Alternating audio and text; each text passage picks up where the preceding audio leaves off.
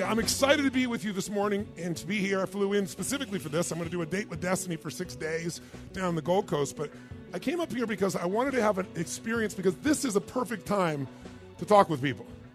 Because right now, most of the world, when they look at the economy and their world, do they have a great deal of excitement or foreboding? What would you say? Most of the world. No questions, foreboding. If you had to give this a season we're in right now, an economic season for most of the world, would you say it's spring, where things are just starting to grow? Summer, where you're not quite where you want to be and you're a little annoyed because it's a hot summer, you want more? Fall, where everybody's reaping like crazy? Or winter, where you're working your ass off and it doesn't seem to be paying off fully? Which season would you say the majority of the world thinks they're in? Quick. Which one? Winter. And winter. I love the way you guys say winter. Winter. Winter is the most powerful season you could possibly start a business or make any money in. And I'm not saying that because I'm positive, because if you know anything about me personally, that's not where I come from. I'm not the positive thinker that you may have seen. People say imagery of me in a seminar because I believe in the power of energy. Because without energy, nothing gets done. Lots of people know what to do, but they don't do what they know. Lots of reasons. Fear is one of them. Not know what to do is another one. But the biggest one is energy. So they see people with energy in my rooms because I believe you want to make this thing more like a rock concert, because people get bored when they're just sitting on their tail learning. So what I really believe is we need energy, but I'm here to tell you, I'm not here to come by today and say to you, it's all positive. Let's go to our garden and let's chant, there's no weeds, there's no weeds, there's no weeds. I'm here to say there's lots of weeds. Here's what they are. Let's pull those suckers out so we have the garden we want. Who's with me on this? Say aye. I'm not a believer in positive thinking. I'm a believer in intelligence. And intelligence says that if you and I are going to succeed in this environment, if you've come to a seminar like this, and you're looking for ways to maximize your growth in your business, in your life, in your finances, then you got to understand what's really going on and not kid yourself. And so if you look around, I think there's 3 keys to being a leader. There are mandates to leadership. Very simple, but you might jot them down and think about these as you listen to all the speakers this weekend or this next day or so, because it's really going to determine what happens. Because many of you come to an event like this and you're going to get excited. You're going to learn some strategies. You're going to learn some tools, some insights. And how many of you came here because you want to make some more money? I'm just curious. How many came for that as a primary reason? Say aye. How many came because you already have a business you want to take to another level? I'm curious. Say aye. How many of you don't have a vehicle? You came here looking for a way to make some money. Let me see your hand. Say aye. Most of you already have a vehicle. Good. How many of you came because you just want to improve the aspects of your life, something you want to enjoy more, experience more? Say aye. Well, we're going to cover all those. This morning, we're going to start with you. We're going to start with you because if you own a business, if you're going to be an investor, what's going to determine your success or failure is not going to be other people. It's going to be you as the leader. Ultimately, the chokehold on any business, 80% of it is the psychology of the leader. The owner or leader determines it. Financial wealth does not come from mechanics. I coach one of the top financial traders on the face of the earth. He's been my client for literally 2 decades, 20 years. He pays me $1 million a year to coach him. He emails me every day his measurements. I see him only 3-4 times a year for an hour. I get $1 million plus a piece of the upside. I don't tell you that to impress you. I tell you because it impresses me. Not bad for 4 hours work, but I've helped him for 20 years where he literally made more money than any human being in history in 1987 in a single day. Literally made more money than anybody made in a day, which in those days was $500 million in a day. Today, that's like $500 billion with inflation. But it was more money in 1987 when the American stock market had its biggest drop in a single day percentage-wise, still strongest, worst day percentage-wise. He called the market accurately, hour by hour, a week in advance, and made $500 million in a day. Now, you can't live on that, but it's a good start, get you going. Here's the problem. He lost money for the next 2 years. He brought me in, and for 20 years, he's made money every single year for 20 years. 2008, when most hedge funds were losing 30, 40, 50, some of them 80%, he made 28% upside that year. Unbelievable. So I know a little bit about markets. I'm not just Mr. Positive Thinking. I've been studying everything about him. George Soros, who made $1 billion in a day, who outdid my friend later on in the UK on their Black Day, he turned that around as well. So I'm here to tell you, I know there are elements you can take advantage of. And the people that know winter is the best season are the people that take advantage, not because they're positive, because they're smart. But in order for you to do that, you need 3 things. First, you got to see things as they are, but not worse than it is. Are you with me on this? Because when you talk to the most Aussies today, let me just explain something to you.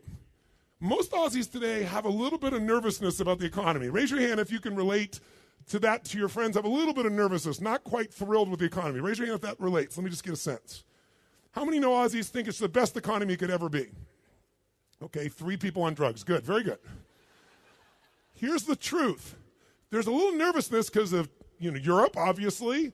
Nervousness because China's still growing, but maybe not as fast. Big piece here. Nervousness because, oh my God, we got some few little taxes coming in here now, right?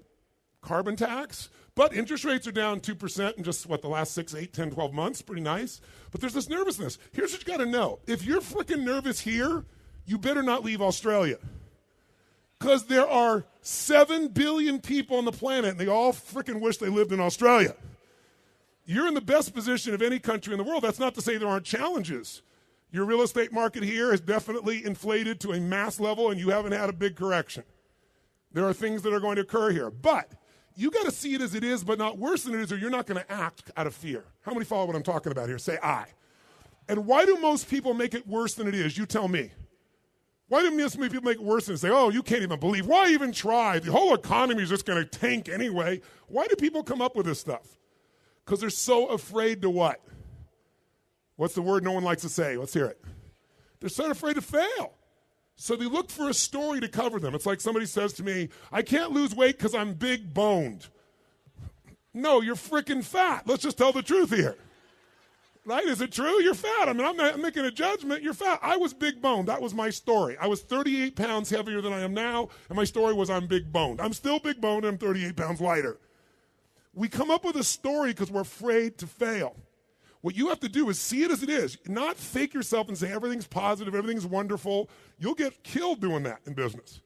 You got to be smart. You got to see it as it is, but not worse than it is so you don't take advantage. Does this make sense? Yes or no? Second key is really simple. You got to see it better than it is or you won't do anything. That's the second key. You got to see it better than it is. That's what a leader brings to the table. So bottom line is, you got to see it better than it is. If you saw a guy like Ted Turner, multi-billionaire, amazing influence, created CNN. Think about this. When he first came up with the idea of 24-hour news, what do you think most people thought of that idea? First of all, they said there isn't that much news. He almost went bankrupt 4 times, but he kept seeing it better than it was. He saw the truth. He saw the challenges. He didn't make it worse than it is, so he didn't panic. He saw it better, so there was something to move towards that he could make happen. What does it say? Without a vision, people what? Perish. If you don't have a compelling view of the future, you're in trouble, and here's the challenge. Most of the world right now is in this place. In America, it's the highest it's ever been. 63% of Americans now believe the best days are behind them. They believe specifically that the future for themselves and their kids will be far less than it is today. That's 72%, by the way, of Germans. 81% of French people believe that. Now, Aussies are in a great place, so one thing you got to do is celebrate where the hell you live. Give a little hand for living in Australia, ladies and gentlemen. Come on now. So, if you're going to be smart, you got to go, we got a young group of economy. We've got a young generation coming up. We certainly have some ties to some amazing resources that are natural resources for us. And yes, the spending is not as high, and yes, there's going to be a correction. But guess what? Some people's winter is devastating. Other people's winter is mild. So far, yours is mild. I'm not saying it won't get worse. But here's what I can tell you. If you see it as is and you see it better than it is, you'll know something. The greatest investors, the greatest financial success in history, the first man to become a billionaire by investing alone is a man who was a friend of mine. He died about 4 years ago named Sir John Templeton. Sir John Templeton started out with nothing. He wasn't Sir John. He was a guy that basically grew up in this tiny little town with nothing to his name. He worked hard, and he decided to save his money and find a way to invest. But he had one cool secret.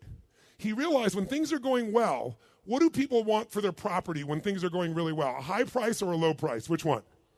High price. When things are going well, do they want a high price or a low price for their shares? Which one? High price. When things are going unhappy, when things are terrible, when things are going well, people think it's going to go well forever. When they think it's going bad, they think it's going to go bad for how long? Forever.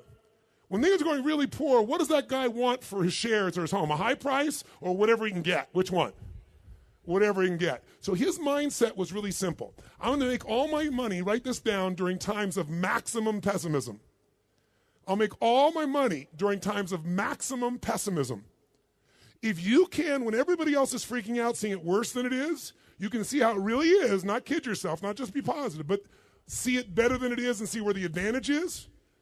And you can do the third step I left out, which is once you see it better than it is, you got to make it that way.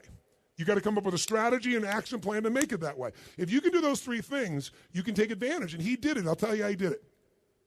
When Hitler invaded Europe, when he actually invaded Poland, this guy took $10,000, $5,000 he saved and $5,000 he borrowed, which back in those days was a huge sum of money. And he went out and bought every stock he could get his hands on that was under $2 on the New York Stock Exchange, including companies that many people thought would go bankrupt. He just bought them across the board. $10,000.